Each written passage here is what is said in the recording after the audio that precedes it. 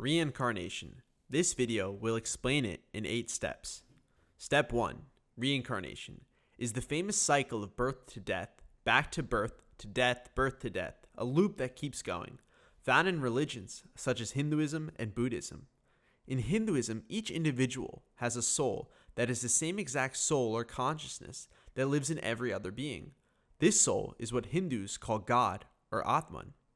Each soul is perfect and encased by the ego or mind, represented by the dark circle. Because of this ego, it takes on the Sanskrit name Jiv. So each soul is encased by ignorance. Because of this ignorance of its perfect self, the soul, which is its ego, the Jiv, comes down and takes birth in a body to learn from life and destroy the ego, ignorance. Each birth in life is meant to help the individual do that. Each material body is designed to challenge and love the individual soul so that it learns to destroy the ego. Step 2. The body. The concept is simple. Each body is a different test. You will take the body that will help you realize that you are God, the fastest. It comes with good and bad experiences that teach you that the ego is not real. Lives can start at the cell level, go to a worm, reptile, mammal, human, angels, and even devas, temporal gods, like Surya, the sun god.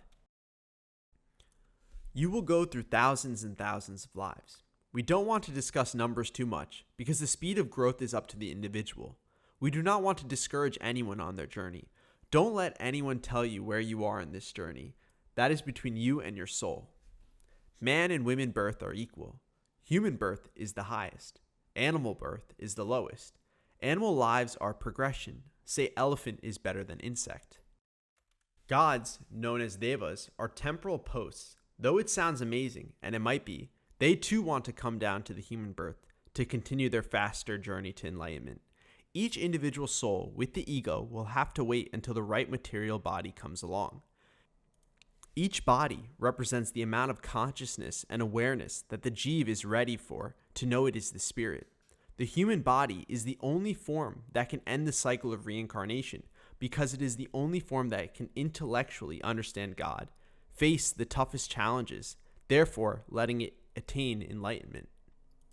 Step 3. Karma. Desire is the biggest culprit here.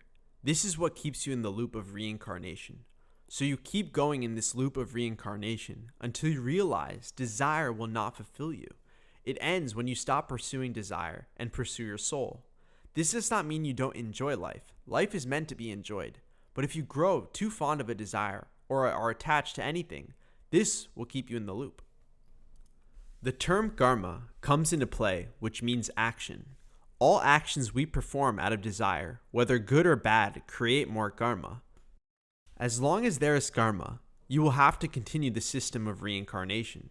So if you only chase women, power, money, gold, out of attachment or heavy desire, all these karmas will keep you in the loop of reincarnation. You are not learning, but only feeding the ego, ignorance, not for enjoyment's sake, but attachment or an evil intention. It is simply teaching that as long as you chase desire, you will experience the coin of happiness and sorrow. If you have one, the other is on its way. Step 4. How do I get out? Let go of all attachment. Take up techniques such as yoga, a system designed to merge you with your soul, meditation, and breathing techniques such as pranayama to quiet the mind that dissolves the ego. Learn to love others. When you learn to let go and love, you spin out of the cycle of reincarnation, like a flower sprouting from the soil. As it grows out of the cycle, it blossoms. There God will come as a bee and pick up the honey, taking you to the highest consciousness known as Atman, which is pure bliss. Enlightenment is the only way out. So simply do good. Pursue a path of no desire. Death cannot free you, only realizing your soul will. The ego must die, only then does the reincarnation cycle end. Don't worry about your past karma. When you're trying to reach your soul, it'll all burn and disappear when you reach the end. Step 5. Why can't I remember my past lives? The ability to not remember your past lives is a gift by God. Imagine having to worry about all your past children. That could be a headache. Krishna says to the warrior Arjuna in the Mahabharata, "Many births of mine have passed as well as yours, O Arjuna. I know them all, but you know them not, O Parantapa, scorcher of foes." He says this in the Bhagavad Gita, chapter 4, verse 5.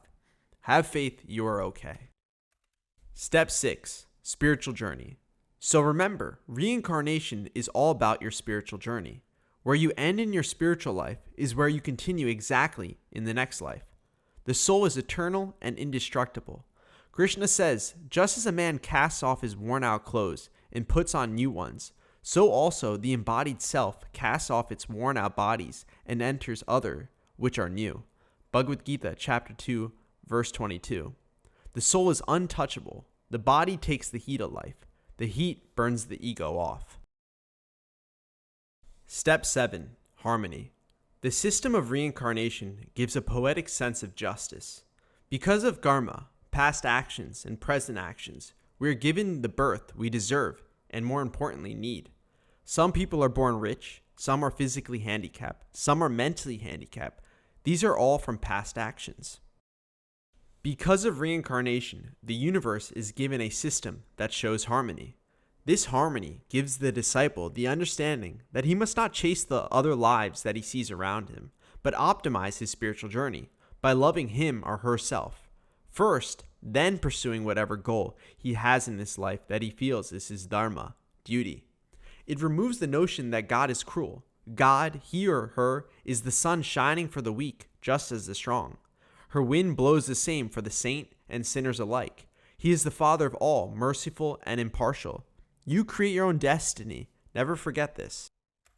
Step 8. Time between each birth. The soul waits for the right material body to manifest to enter it. It is only looking for the next lesson, nothing else.